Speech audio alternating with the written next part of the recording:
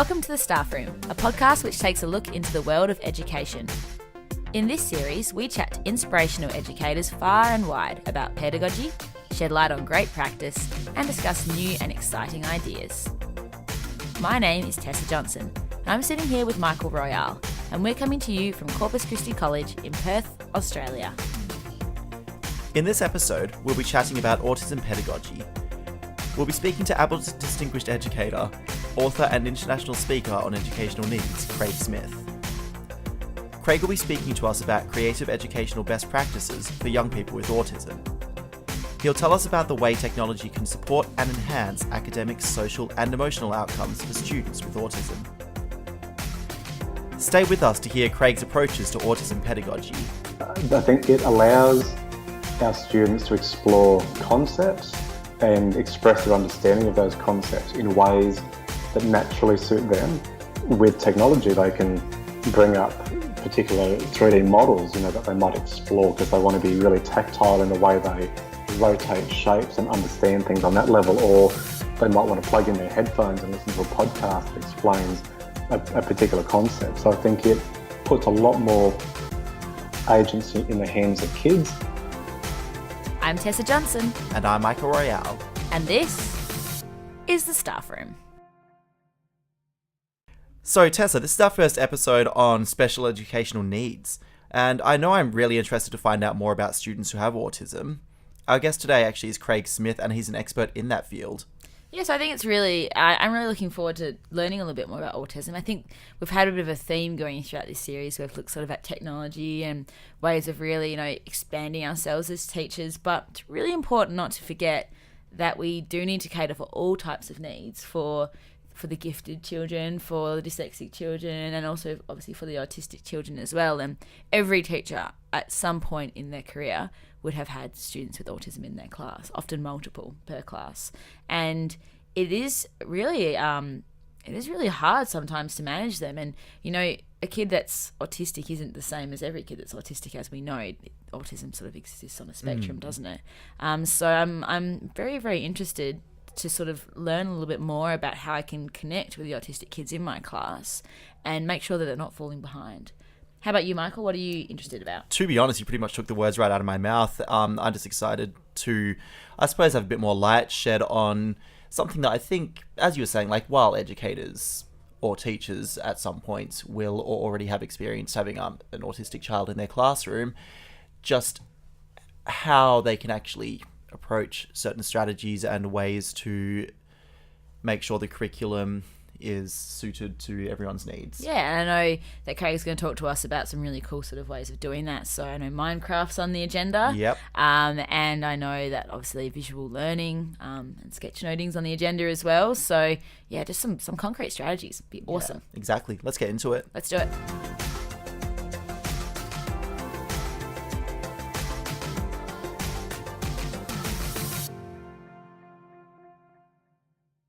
Craig Smith is the National Coordinator at Positive Partnerships, which is part of Autism Spectrum Australia.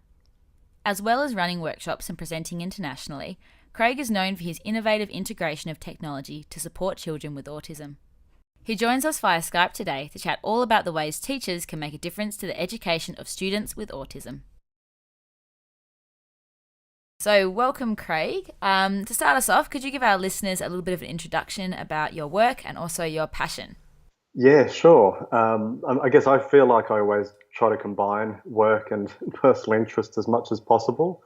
So I've worked in schools for children with autism for around 15 years. But I'd probably, I'd rather sort of frame it that I just work with kids who need to find really interesting ways of engaging with those kids. We just want to have a dialogue with kids and help them to understand how they use their own strengths and interests to achieve a good life. I've been lucky to not just work in one school, but I've also travelled as an outreach consultant around the country and other countries too at times to work with teachers about how to create learning experiences that reach all learners. And I guess I'm just really passionate about creating these universal learning experiences that all students can access and building a society that builds on that same level of universal access. So I think from schools through to town planning, through to job opportunities, I'm just really interested in what makes for inclusive spaces for everyone to reach their full potential. Um, yeah, I think that probably sums up where I'm at in work. Yeah. So, what was the moment where you sort of decided that this was going to be the branch of education, or this was going to be your focus area? It's interesting. I actually started out as a pipe organist, so I was. It's a natural progression. Yeah, exactly. So, and then I sort of realised that I couldn't necessarily make a living out of pipe organing in this day and age. So I looked into other parts of education, and I, I thought about teaching music, and then I ended up working in a special education environment as part of my teacher training, and I just loved it, and it made me think that this is real education. Like I kept thinking, I feel like I'm actually teaching real things, whereas sometimes in other classrooms and other learning experiences that I was involved in as a teacher, I didn't always see the value in what I was teaching. I felt a bit abstract and a bit removed at times. But special education for me just felt like real life teaching, and and it also felt like you could be very experimental. Like you could do anything. You could try different ways of teaching and different experiences with kids, and it wasn't necessarily as constrained by the sorts of compliance you might otherwise need to stick to in some other mainstream school environment. I imagine no 2 days would be the same either. Exactly. Yeah. Hopefully not. I mean, that's certainly the sort of special education that I like, is when every day is a really different experience, and yeah, it just lets you go in a thousand different directions, and hopefully they're all really fun. Yeah. What do you think that all teachers should know about kids who have autism? So I think there's a textbook answer to this, and then there's another answer which is maybe better. I think the textbook answer is students with autism typically can have challenges with their receptive and expressive language processing, so the way that they receive information, the way that they express themselves. They also have challenges with their social understanding, so being able to read body language and facial expressions and friendship and that sort of thing. Um, but I think rather than those sorts of diagnostic criteria, I just think that they are just students and children as much as any other child and student out there, and the secret to working with them is to get to know them on an individual level, in terms of what motivates them, what skills they need to acquire, what they enjoy, what they find challenging about school. I think that's the sort of thing that we would want to do with every child, but we sometimes, I think if we're teaching, sometimes we get a little bit lazy. We can teach a lesson to the whole class, and sometimes they'll all run with it and it'll all go well, and we think, oh, that's gone okay, but we don't necessarily think about the individual ways in which that lesson might have been understood or misunderstood by the kids we're working with. And I think that kids with autism don't let you be lazy. They don't suffer a poor teaching experience. They're very upfront and very good critics of good and bad teaching. So they don't let you get away with a lazy lesson. They say, you've got to get to know me. You've got to get to know the way that I learn, and I think it makes you a better teacher as a result. So, Craig, just actually elaborating on that, you mentioned that autistic kids are very sort of upfront. Do you think that sort of abruptness is often why a lot of teachers, I don't want to say dislike, but feel uncomfortable working with autistic kids? Oh, absolutely. I think it's challenging to have someone who critiques you on that level sometimes, but also I think there is an expectation, particularly like I always think back to going through university for teacher training, and you were taught, I think, on some level that all you had to do was to plan the lesson and then to stand out the front of the classroom and present it to the class.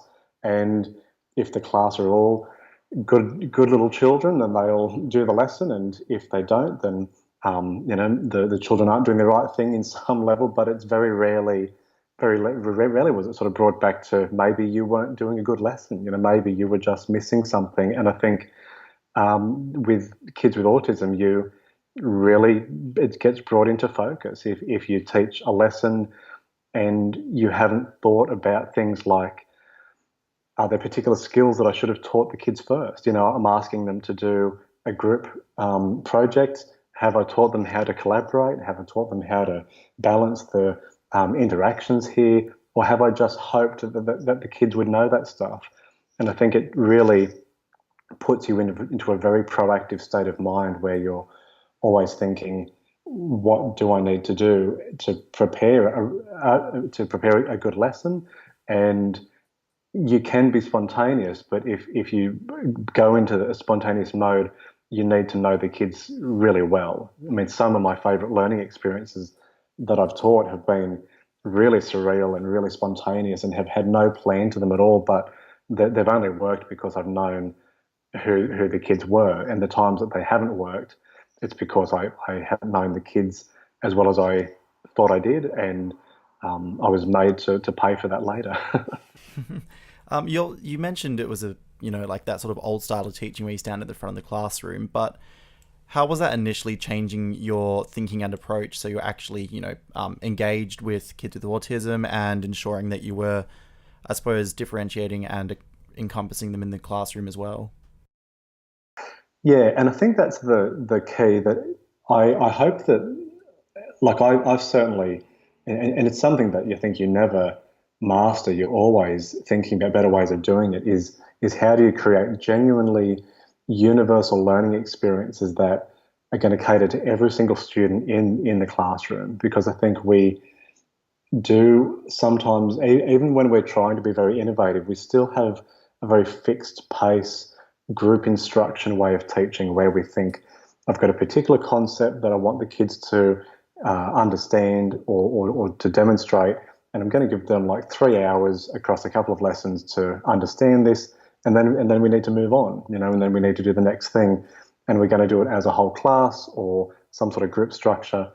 And I think that the more that we move away from that fixed pace group instruction way of thinking and go towards individualism, and maybe one student will process the information in 15 minutes and will be ready to move on.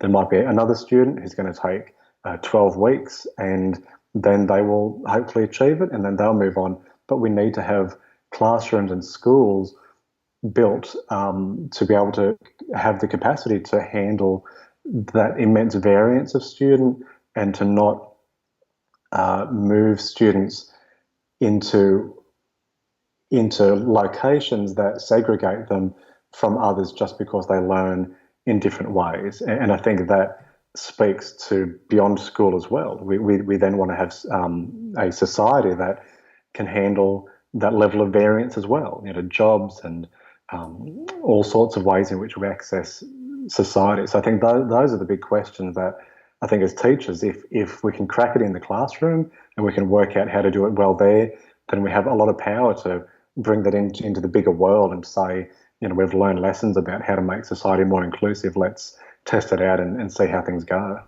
Now, we also know that technology is, something that you really like to integrate into your lessons. And how can it actually support the education of students who have autism? I think that technology is a tool that extends human potential. And that sounds like a very big thing, but I think we've got tools now that let us do things that we could never do before, and I think our humanity's been extended as part of that. I think we get to realize new parts of our creative selves and our social and intellectual selves that we could have never done before these things came along. I guess for me, particularly in special education, we, like going back pre-iPad, pre-iPhone, we used to have tools that were very big and very clunky, very expensive, and they looked different to things that anyone else in society was using. So we used to have these big boxes that would do text to speech, and these things that you could never take out of the classroom, could never take out of the environment that they were being used in. And then suddenly we moved into this mobile technology world where all the tools that we were using had evolved and somehow had fit into these little devices that suddenly everyone was using. And I sometimes picture it like this, that you picture that you're on a bus and you're traveling through town, and everyone is sitting around and they've got their iPhones out or their iPads. Someone's playing Monument Valley. You've got someone else on another seat. They've got their maps out or they're doing emails. But then you've got one of our students. You've got a student with autism. They might be going for a job interview, or they might be going on a date, and they've got a social skills app on their iPad, that they're using to help practice what they're going to say when they get there, or they've got a visual timetable on their device that they're using to help to know what to do when they get to where they're going. And you think they're using the same technology that everyone else on that bus is using. It looks exactly the same, but it's specialized to what they need. But you wouldn't know that. It's just a very inclusive, accessible part of life. And I think that's just getting better and better. Like, it felt like it reached its sort of apogee when the iPad came out. We thought, wow, this is just the best thing ever. And then the Apple Watch came out, and suddenly we had this really personal way of just giving little subtle reminders to kids and young adults. And I think as technology gets smaller, more personal, more subtle, more ambient, I think it becomes more inclusive. And I mean, that's amazing. For us, that's really sort of life-changing stuff. So that's obviously a really good example of like a social and sort of emotional way that technology has, really enhanced the experience of autistic individuals. How about on an academic level? Like, so taking it into the classroom then, how is technology used to support? Can you think of any specific examples? Absolutely.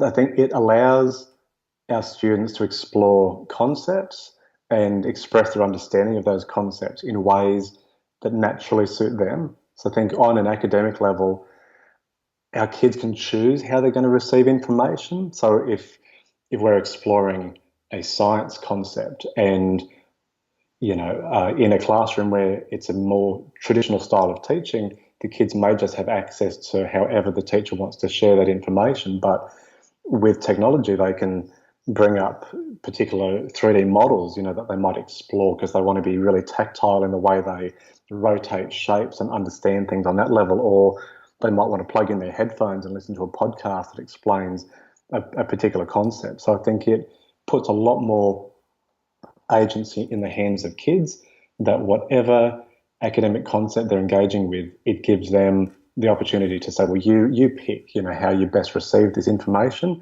whether it's a particular app that frames it in certain ways that they respond to, or whether it's just, the wealth of information that's out there.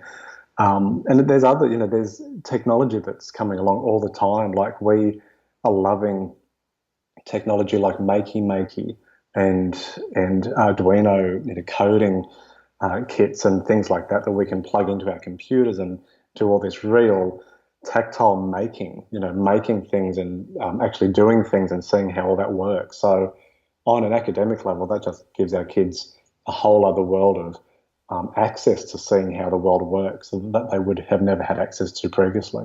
Those are some really great examples, and kind of leads into another question that we have about one of your, I suppose, passions when it comes to technology, and that's Minecraft. And you even had the honor of speaking at the United Nations about this, and we were wondering what kind of opportunities does it actually present, especially now that it's available on the iPad? Yeah, absolutely. I think Minecraft, it needs to be something that you move around with. To me, it's always been something that, rather than sitting at a desk, I think you want to have it on an iPad that you walk around and look at the world and mirror that in what you're building.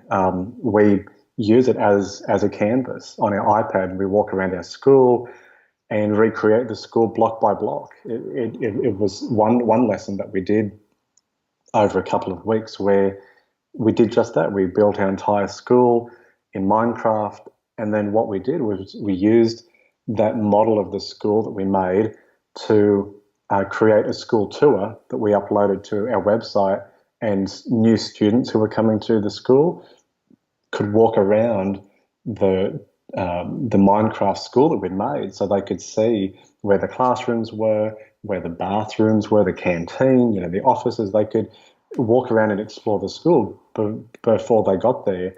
So they may have lived interstate, and they didn't have a chance to physically see the school. But by the time they actually got to the school, they had a model in their head of what was going to meet them there when they arrived, because other students had walked around the school with their iPads making the school in Minecraft. So I mean, that type of thing is just fantastic.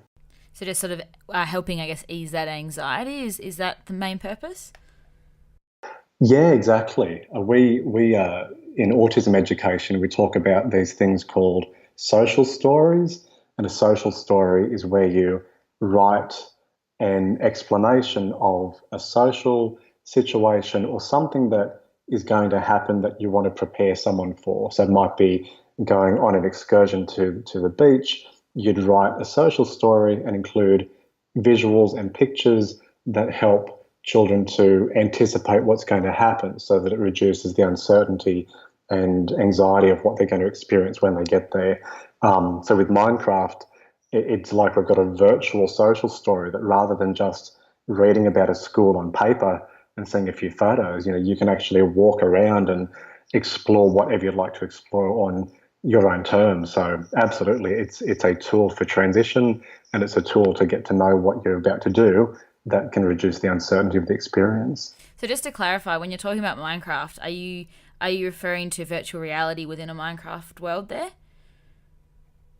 No, just I think just the experience of being in Minecraft virtualizes, the sort of social story experience. In saying that though, we have done virtual reality with Minecraft, where we have worn Minecraft in like a virtual reality headset on our heads, and we made we made a pickaxe out of Lego, and we had aluminium foil on the floor. So when our feet walked on the foil, our character would walk forward in the game, and when we would hit the Lego pickaxe on the table, it would activate the pickaxe in the game. So we did make a virtual reality simulation that the kids could actually live in Minecraft. It was actually a bit hard to come out of and come back into the real world. And do they really like that, the students? Oh, absolutely. I mean, both the process of making it and the process of being really immersed in another world like that. Yeah, I'm very excited about the potentials of virtual reality and augmented reality. We had really interesting experiences with Pokemon Go when that launched a couple of years ago now. And we didn't expect our kids to take to it in the way that they did, but it was just a huge wave of uptake. I know amongst everybody, it was just It certainly was for me. phenomenon that, oh, totally. I mean, I think every dog in Australia and every other launch country just became so much more fit after Pokemon Go launched, because people were suddenly going on extended dog walks and going around the neighborhood. And one of a parent who I know from our school, she said that her son, who found it quite difficult to leave the house at times, had quite a lot of anxiety around going to the shops or going out and about. When Pokemon Go launched, he was begging her to say, "Come on, let's please go to the shops and get some milk. Let's please go and get some bread. There's a Pokestop down the road that I need to go to." And it was giving them a bridge to socially engage and socially succeed in different ways outside of their home and outside of the school. And it was because you had this augmented layer of digital reality that was, sort of bridging that experience for them. It was combining the screen with the world in a way that allowed them to experience that world in a different way. And I think there's a lot of pending experiences that you could create in that space that would be really beneficial. Yeah, even just bringing this into the classroom, I know quite a few kids that I've had over the years that have had autism. One of the main problems is actually getting them to class because they don't like going to class basically, and I can see even trying to embed some of that into your classroom practice could just be that little bit of, like you said, a bridge into encouraging them to actually get in the class. I mean, you've just made me think of something that was very cute that I saw the other day, which was a student who had Sphero, the robot balls, Sphero that used with iPads, and the student was not a fan of going into a particular area of the school, like a particular assembly area, and the teacher was working with this student, and the student loved Sphero, and the teacher was like, you know what, it'd be great to show Sphero the assembly area. Can you be brave and sort of drive him down there and give him the experience of being in that space? And the child was like, yes, I'll be brave. I'll drive Sphero down there. And, I transitioned into this space where the student themselves was really quite apprehensive about going, but because they were brave to take their Sphero ball down there to explore the space, they were suddenly able to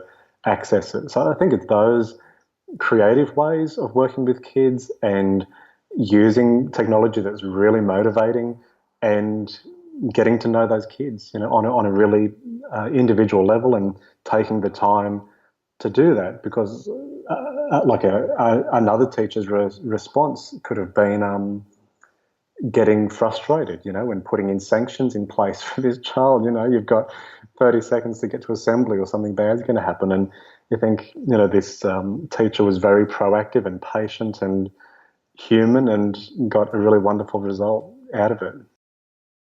That's just fantastic. We're going to take a little bit of a diverge now and talk about how to engage students with sort of, I guess, a visual sort of approach. A few episodes ago, we spoke about sketchnoting with an educational illustrator, Oliver Caviglioli, and he was sort of talking about how important synthesizing information succinctly was in a visual way. Do you think that this approach is important for students with autism? Hugely. I mean, things on a visual level, the way that we teach has to be visual with our kids. My colleagues and I used to say that if we could only have one resource in an otherwise empty classroom on a desert island somewhere, we'd have a visual timetable. So we'd visually show students what was going to happen across the day. So important is the visual space, and for our kids to visually receive information. I mean, these days I'd say that the one resource I'd need is the iPad, because it's such a visual tool. We also say in autism education sometimes that around 90% of the information that our children process is visual. So through what they see. So in classrooms where there's lots of chalk and talk, where there's a teacher who likes to do a monologue and lots of talking, our students tune out. They really don't engage with that style of teaching. But if you're a teacher who uses lots of visuals, and like you said, sketchnoting is a great example of visually explicating the concepts that you're wanting to show kids, but it could be through movies and it could be through 3D models and all these visual ways of sharing information. I think it's a hugely important way of teaching, and it also, I think, is really important in terms of how you visually structure information that you share with students. So worksheets or activities that are very visually cluttered, our students find very overwhelming.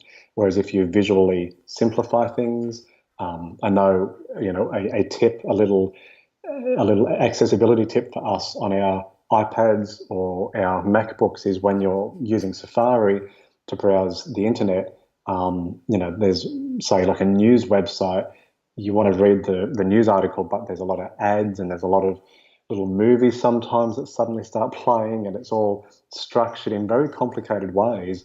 If you use the reader function, which up on the address bar in Safari, there's a couple of lines that you can click, and it activates reader function, and it simplifies the visual landscape of the page to take away all the ads, take away the difficult structure of the text, and it just lays it out really clearly.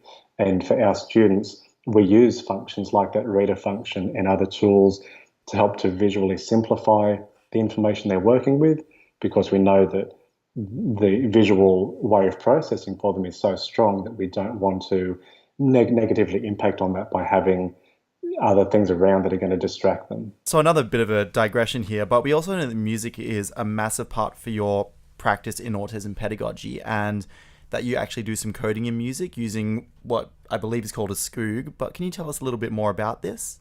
Yeah, absolutely. So this almost comes back to what I was saying earlier about me being a pipe organist in my early life. But I just think music is one of the most inclusive, accessible things we can do. Like, especially when you open yourself up to the potentials of experimental music creation. I think kids naturally make lots of noises. You know, they bang on things, they yell, they scrape things, they make heavy footsteps, and there is a real potential there to use that sound, particularly now that technology is evolving in this space so quickly that you can record and organize sound in really interesting ways. And I mean, for example, one of the things that I often do with kids, particularly when they're new to a school, is I say, let's walk around the school and we're going to create a map of the school. So we're going to draw it on our iPads. We're going to sketch the different parts of the playground, the different buildings that we come across, but we're also going to record what these areas sound like. So let's record what the canteen area sounds like in the morning. Let's record the sound of the swings at recess. Let's record the the hallways that we walk through. And then what the students can do is create a bit of a multimedia presentation where they are combining the visual map that they've drawn with the sound map that they have recorded all these sounds, and then they can play it back and get a real sense of what those places are like. And I think those sorts of techniques give our kids a real centered understanding of what the sensory landscape is around them, which again reduces anxiety, makes their experience of school a lot more understandable when they've engaged with it in that way. You mentioned Skoog and coding. So Skoog, for those who don't know, it's a squeezable cube. So if you visualize a black cube that is rubbery and soft and squishy, and it's got a different colored circle on each face of the cube, and it Bluetooth connects to your iPad. So when you push a particular side of the Skoog, it activates a particular note on the iPad, and so you can play it as an instrument.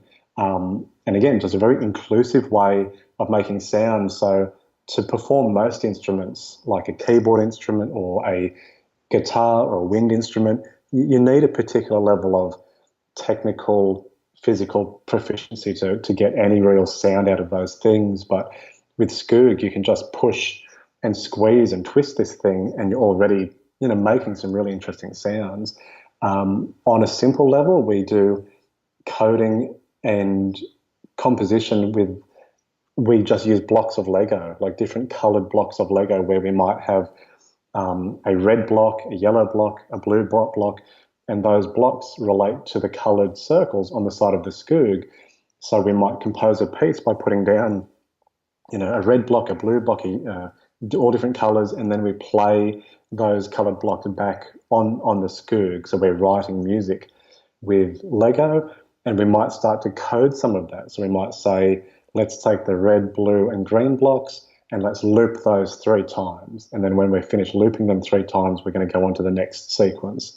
On a more technical coding level, you can use Skoog with apps like Swift Playgrounds. So you can actually almost like take the hood up from music apps on the iPad. So rather than just using sounds that the apps come with, what Skoog lets you do with Swift Playgrounds is to say, well, what sort of sounds would you like to make and how do you want to make them? And what do you want the iPad to do when you squeeze the red side? What do you want it to do when you twist the Skoog from its top?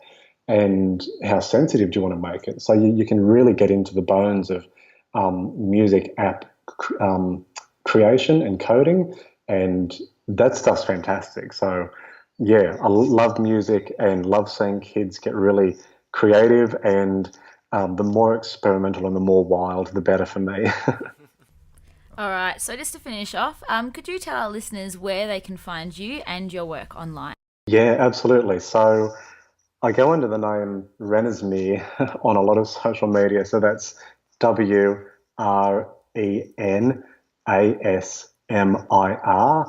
I think it goes back to the days when I wanted to be a Russian novelist, and I thought Renesmee sounded very like a Dostoevsky or a Tolstoy. So I'm on Renesmee on Twitter and Medium and Instagram. I'm on LinkedIn just as Craig Smith, and I do publish lots of articles on autism education and different things each month. And I'm also on autismpedagogy.com, which houses lots of the projects and resources that we've talked about in this episode. Okay, so well, thank you again so much, Renesmee, the pipe organist. It's been an absolute pleasure talking to you and given us a lot of really, really, I guess, practical methods of dealing with some of our kids. I think every teacher ever has probably taught a number of kids with autism, and we all know that none of them are the same. But so yeah, some really, really good ways of trying to engage them. Yeah. And also, I'm probably going to go and play a Pokemon Go after this as well. So that's, a fantastic reminder of how powerful that game is. Awesome. But thank you so much, Craig. We really appreciate it. It's been an absolute pleasure. Thanks so much for the chat. Cheers, and have a good night. Yeah, you have a nice afternoon. Thanks for that.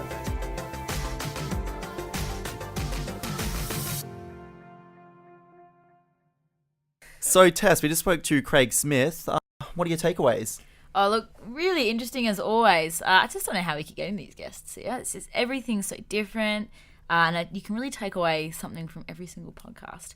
But I think what he was saying about particularly sort of familiarizing students with different spaces using virtual reality, but also using Minecraft, that's just awesome. Like, I've got a range of students who are autistic who just don't come to class. I might see them occasionally, but they don't like breaking routine, they don't like new things, and I've never thought about being able to sort of ease anxiety on a virtual level, and that the power and the potential power that we're still uncovering with that is just phenomenal. What do you think, Michael? Yeah, totally agree with you, and I can just feel the passion when he was talking about it. It was really fantastic to hear. And I do agree, it was really interesting to hear about all these different approaches to technology that you can take to help kids with autism actually get over those social anxieties and approaches to academia, emotional well-being, and everything else that encompasses that. But also the fact that he sort of spoke about how us as teachers need to change our thinking so that we're actually engaging not just autistic students, but all students a little bit more. So we're getting around to know them and, actually seeing what their interests are. Yeah, I think as well, something that really struck true to me was using the iPad to really, really help autistic kids. Whereas I think a lot of the time, a lot of the students just use iPads for sort of OneNote or Word document or Keynote or things like that. And quite often kids with autism might get distracted. Now, our first response to that is to confiscate the iPad. Yeah, obviously they're not doing the right thing. You don't get the privilege of the iPad. But is that really the right move? Because the iPad is so powerful, it just isn't being used correctly. Yeah. And I think that's something that certainly I myself need to, reassess with my kids who have autism, and sort of think, okay, how could I actually use this for them though, in a more creative way where they won't get distracted? Yeah, and that's it. I think it's just changing that thinking around it, isn't it? Yeah, absolutely. Thanks so much for listening to the Staffroom, and thanks to our guest, Craig Smith. If you would like to follow us on Twitter, my handle is @Tessa_Johnson2, and Michael's is @Michael_Royale. Please make sure you subscribe to our podcast on Apple Podcasts, Spotify, or Stitcher. And feel free to leave a review and give us any feedback on the show. Listen out for our next episode of the Staffroom, which will be available shortly. I'm Tessa Johnson. And I'm Michael Royale. Thanks for listening.